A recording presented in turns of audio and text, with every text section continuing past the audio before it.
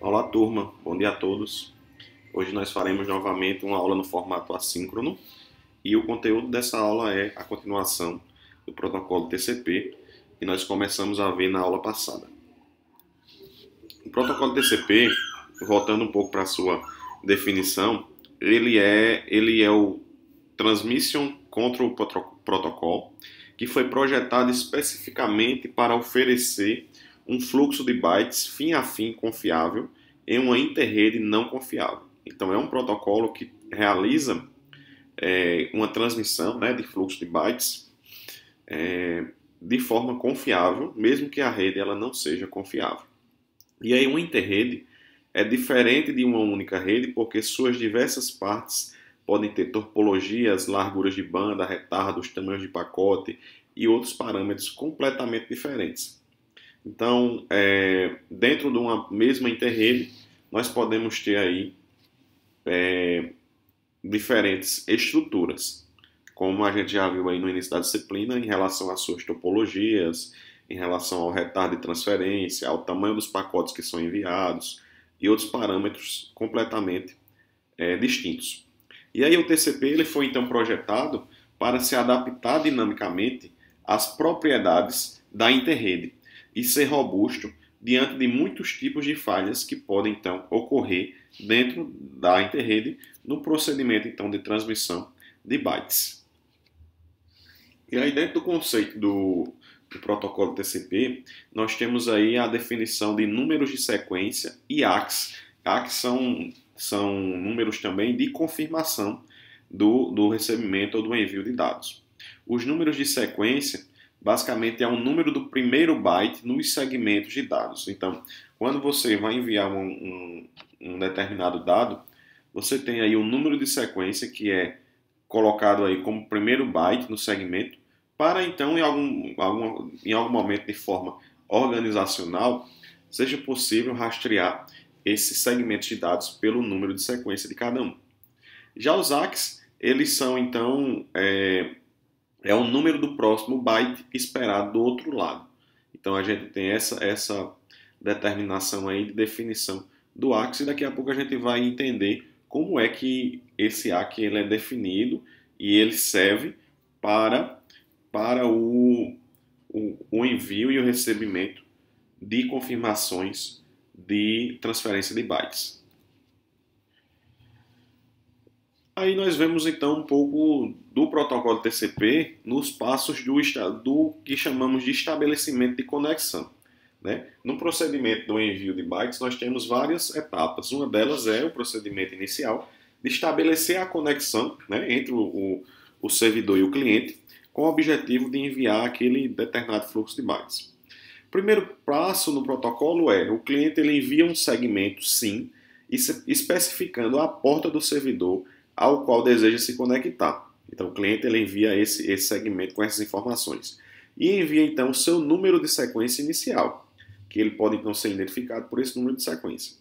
O próximo passo, o servidor ele responde enviando outro SYN, outro segmento SYN, com o ACK do segmento recebido. Ou seja, ele envia um SYN, um segmento com uma confirmação ACK de que ele recebeu aquele segmento anterior e o seu próprio número de sequência, no caso o número de sequência do servidor, para ser então recebido aí pelo cliente. E aí no passo 3, o cliente ele recebe essas informações do servidor e retorna um ACK de confirmação, um novo envio aí confirmando que recebeu aquele segmento inicial do servidor e a conexão ela é então estabelecida. Então são esses passos básicos, esses 3 passos de estabelecimento da conexão inicial entre o servidor e o cliente, utilizando aí o protocolo TCP. Então, basicamente, nós temos aí um funcionamento o funcionamento desse protocolo na comunicação entre o cliente e o servidor. O servidor ele envia um SYN para o server, ou melhor, o cliente ele envia um SYN para o server, certo? O servidor ele aloca recursos então para o potencial conexão e liga então o relógio de timeout. Então, isso aqui vai num certo período de tempo que vai se transcorrendo e esse timeout ele é então estabelecido porque ele envia esse sim com esse acto de confirmação de que ele recebeu a solicitação de conexão do cliente anteriormente. E aí, se o cliente demorar a responder, o timeout está lá contando e ele vai então barrar futuras conexões. Depois disso, o cliente ele vai e confirma com o novo ACK o pedido de conexão, ó, na terceira seta aí descendo, ele confirma e inicia então o envio de dados. Vejam que na terceira seta aí com o ACK, esse ACK ele já confirma que ele recebeu os dados do servidor e já pode então iniciar. Na verdade, a conexão ela já é então estabelecida. Depois que a conexão ela é então estabelecida, o envio de dados tanto do cliente para o servidor como do servidor para o cliente é possível, certo? Então o funcionamento basicamente funciona desta forma. Depois disso, depois dessas etapas, estabelecimento de conexão, conexão estabelecida, envio de dados, nós temos aí uma fase extremamente importante que é a fase término de conexão. Essa fase ela é importante porque é necessária, em algum momento, terminar a conexão para não permitir que ocorra problemas tanto na conexão em conexões futuras, como em questões de invasão do servidor por falhas no término de uma conexão estabelecida anteriormente.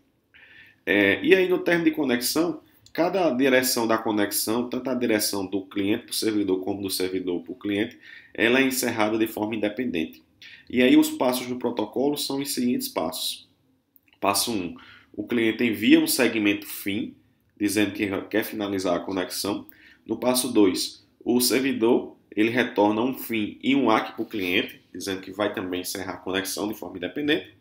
E no passo 3, o cliente envia então um ACK de confirmação e a conexão ela é então encerrada. Então são esses 3 passos básicos dentro do protocolo TCP para o término da conexão. E aí, ainda em relação a esse estabelecimento de conexões utilizando o protocolo TCP, para então se estabelecer uma conexão, um lado servidor ele aguarda de forma passiva por uma conexão de entrada, executando aí listen e accept através da especificação de uma determinada origem ou de ninguém em particular.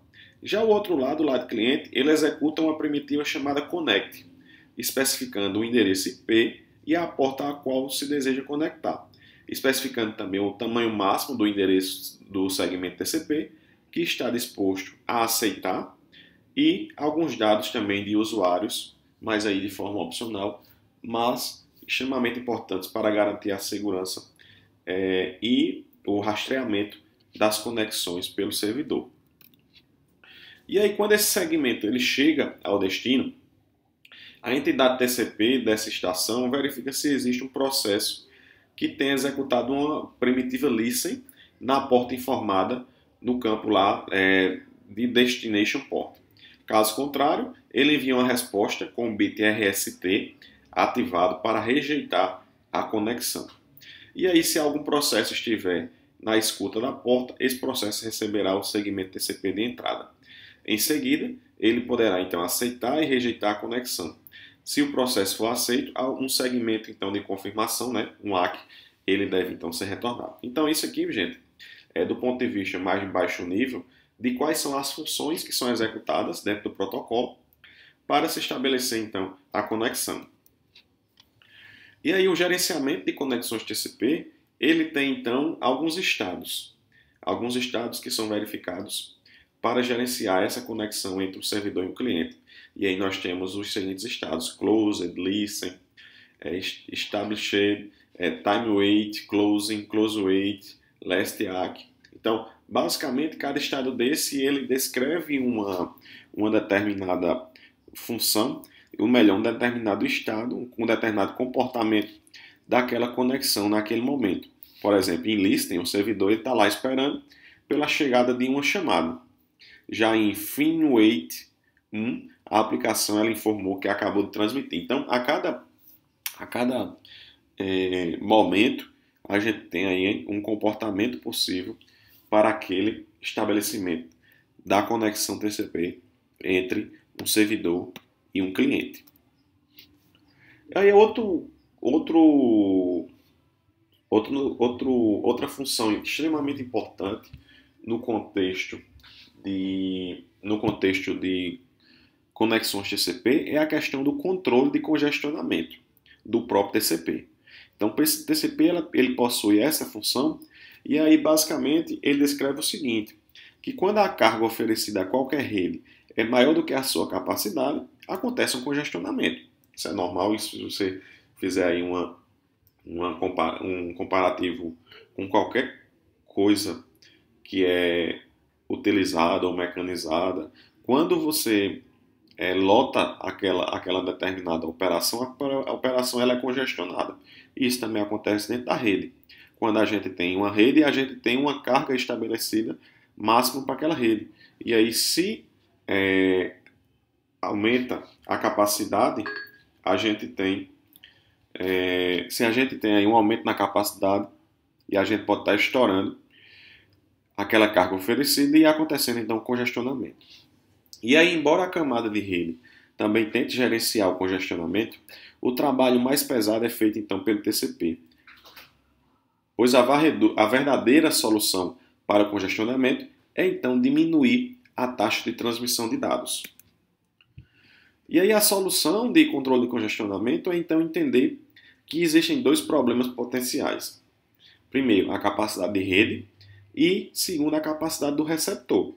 Tanto a rede, no processo de transmissão, ela tem a sua capacidade, como o receptor dos dados, ele também tem uma capacidade estabelecida. Ele não consegue receber, num determinado período de tempo, uma taxa maior de transmissão de dados. E aí lidar com cada uma delas, separadamente, é uma função do controle de congestionamento.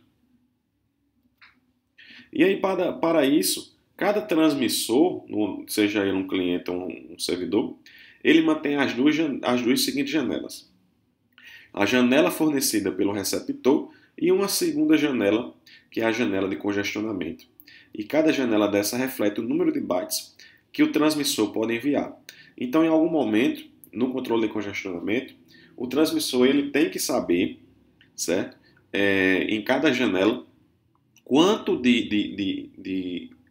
é a capacidade tanto da rede quanto do próprio receptor, para não permitir que aconteça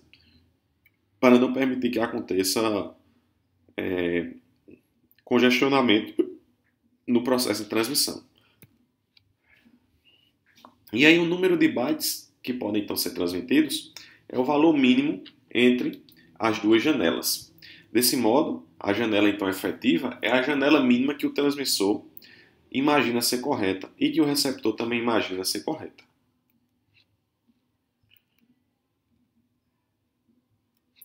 E aí, falando agora um pouco sobre gerenciamento de timers do TCP, o TCP ele utiliza então vários timers para realizar o seu trabalho. E o mais importante deles é então o time de retransmissão. Como funciona esse time de retransmissão? Quando um segmento ele é então enviado, um timer de retransmissão ele é ativado. Por que ele é ativado? Se o segmento ele for confirmado antes do timer expirar, ele será então interrompido. Por outro lado, se o timer expirar antes da confirmação de que o segmento ele foi enviado, o segmento ele vai então ser retransmitido. Por isso é tão importante ter esse time de retransmissão para medir se o segmento não foi transmitido de forma correta, ele vai então ser reenviado. E aí surge a seguinte pergunta: qual deve ser então o intervalo de timeout? Se o timeout for curto demais, ocorrerão várias retransmissões desnecessárias, sobrecarregando a rede com pacotes que são inúteis, que já foram reenviados. Já se ele for longo demais, o desempenho ele vai ser prejudicado devido ao retardo de transmissão, sempre que um pacote se perder. E aí a solução basicamente é utilizar um algoritmo dinâmico que ajuste constantemente os intervalos de timeout com base numa contínua avaliação do desempenho da rede. Então, basicamente, é definir um algoritmo de forma dinâmica da seguinte forma, que ele consiga, durante o processo de transmissão, ele consiga ajustar os intervalos de timeout, permitindo que seja feita então essa avaliação do desempenho da rede e permitindo que esse intervalo de timeout seja então atualizado para menos ou para mais.